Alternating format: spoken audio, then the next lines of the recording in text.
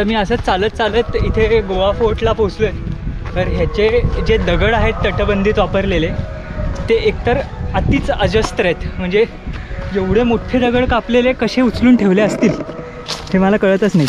एवढाच माझा हात आहे, 1 2 4.5 हाताची विड्थ एवढी त्याची लांबी रुंदी आहे.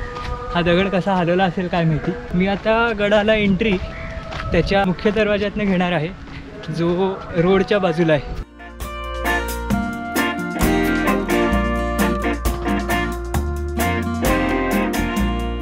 गडाला एंटर केल्या केल्या इथे एक टाकी लागते आणि त्याच्या साईडला हे एक मोठं स्ट्रक्चर दिसतंय. हा ॲक्च्युली दरवाजा आहे. ओके,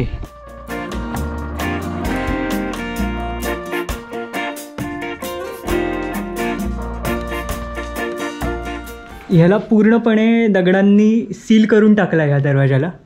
सो हे आत आल्या आल्या हे साईडला असलेला हा नागरखाना तो आहे.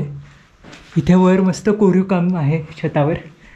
आणि दरवाजा आहे त्याचा अजून एक प्रूफ म्हणजे ह्या दरवाजाचे हिंजेस आणि हे कडी अडकवायला बनवलेलं. हा अख्खा सील का केला गेला असेल ह्याचं कारण सांगणं अवघड आहे. आणि त्याला बघता म्हणू शकतो की तो रिसेंट काळात नक्कीच सील नाही केला. सो आधी तरी का सील केला असेल समुद्राच्या बाजूने हू नोस, पण जे आहे ते आहे. आणि इथे आता बऱ्याच वेळाने हे लाकडी बांधकाम बघायला मिळालं की वरच्या आर्चला सपोर्ट करायला ते लाकूड आहे.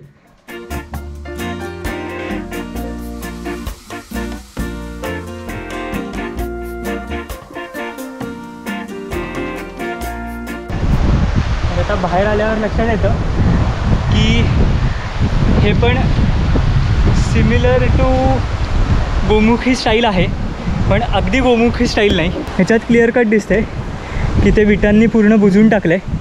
आणि इथे काही नक्षीकाम पण आहे त्याच्या दरवाजाच्या वर थोडंसं. हा ह्या साईडून तो एंट्रन्स असणार.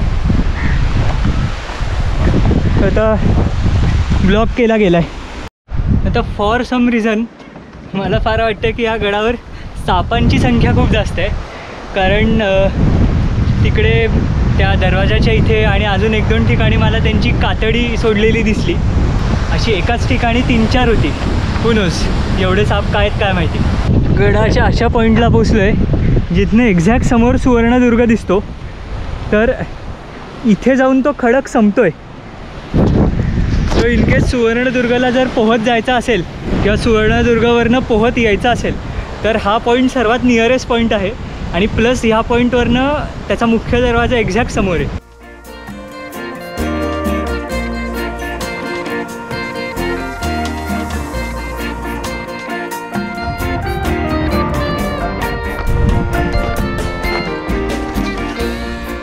हा एक इथल्या गडावरचा मोठा वाडा असत असेल असं लक्षात येत आहे.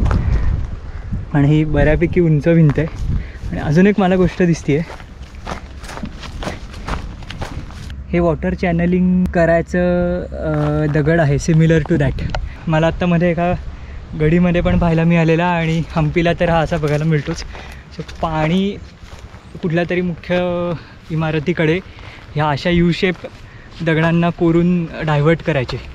माझ्या मागचं जे विटांचं बांधकाम दिसतं आहे ते इथल्या कलेक्टरचं रेस्ट हाऊस होतं जुन्या. आणि अपार्ट फ्रॉम दॅट त्याच्या बरोबर समोर ही एक मोठी टाकी किंवा विहीर आहे असं म्हणू शकतो आपण. आणि त्या विहिरीला अप्रोच रोड तिथनं आत नाही, म्हणजे असं पायऱ्यांनी खालीपर्यंत जायचं आहे आणि मग पाणी भरायचं आहे. आणि 1862मध्ये ह्या गडावर साधारण 19 सैनिक आणि 69 तोफा होत्या असा रेकॉर्ड आहे, प्रूफ आहे. म्हणजे हा गड किती जास्त महत्त्वाचा असेल एवढ्या 69 तोफा असण्यासाठी. सो तर त्या रेकॉर्डवरनंच अंदाज लावू शकतो. प्लस असंही आहे की या गडाची रचना बऱ्यापैकी मोठ्या गडांसारखी केली आहे. सो साईडचे जे फतेहगड आणि कनकदुर्ग आहेत ते अगदीच साधे छोटे आहेत. आणि हा त्याच्या कंपॅरिझनमध्ये अख्खा ऑलटुगेदर लेव्हल वेगळीच आहे ह्याची.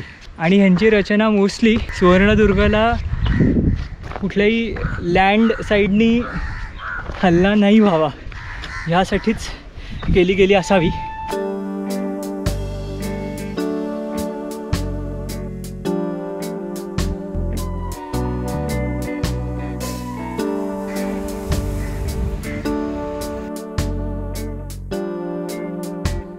हा बालेकिल्ल्याचा मुख्य दरवाजा असणार. तिकडे ते दुसरे 2 दरवाजे होते एंट्रीचे आणि तिथनं इथे आल्यावर हे 2 बुरुज आहेत आणि तिथनं ही दरवाजाची साईडची वॉल आहे आणि इथे असा आर्च असत असेल.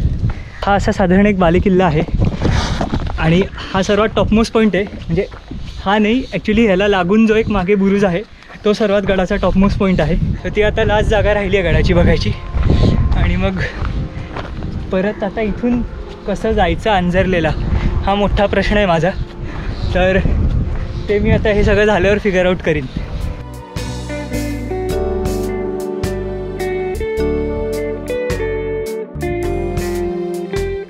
ती बिल्डिंग आहे त्या ऑफिसरची. हे नॉर्मल आत्ताच्या काळातलं बांधकाम आहे आणि ही ती मोठीच्या मोठी विहीर जी खालनं लक्षात येत नसेल की किती मोठी आहे. आणि तिकडे असे डबल बुरुज आहेत ह्या वरच्या लेवलला एंटर करायला. आणि आता इथली जी वॉल असेल ती अख्खी तुटली आहे. सो आता इथनं साईडून पण एंट्री घेता येते, पण तेव्हाच्या काळात इथून अशी साईडून एंट्री यायला नसावी. तर इथे ही शेअर्ड रिक्षा येते जी कदाचित अंजरलेपर्यंत सोडेल. तर बघूयात. इथे मला एका दादानी सोडलं. सो इथे ते म्हटले की इथे वाट बघा, इथे ती शेअर्ड रिक्षा मिळते जी 15 रुपयात अंजरलेच्या साईडला जाते. आता काही काही अंजरलेला सोडतात, काही काही त्याच्या जवळ सोडतात. सो आता ते काय एक्झॅक्टली सिच्युएशन आहे ती आता ती रिक्षा मिळाल्यावरच कळेल. So let's see.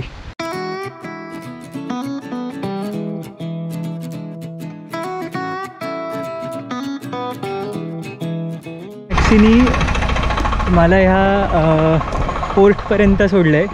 सो ही अडखळ अंजरले अशी बोट फेरी आहे बेसिकली. तर इथे 10 रुपये प्रत्येक माणसी घेतात अंजरलेला सोडायचे. तर फायनली प्रायव्हेट बोट करायचंच ठरवलं. काय 50 रुपये तिकीट आहे, 5 सीट भरतात ते.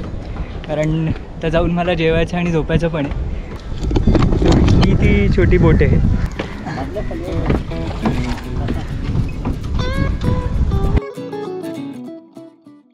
आता पहिल्यांदा मी बोटीतनं हवेत ड्रोन सोडणार आहे. हा स्टंटच आहे.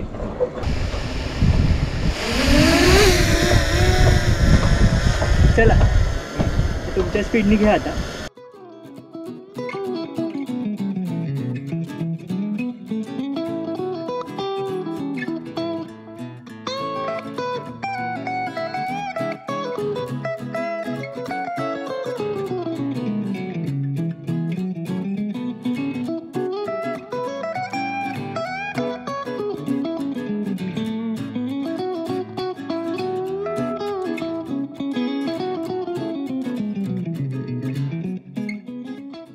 सो असं करून माझी ट्रिप सक्सेसफुल झाली.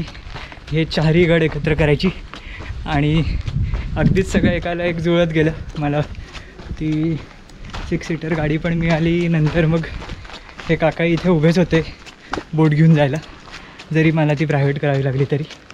आता मस्त कृषांकडे पापलेट थाळी सांगितली आज.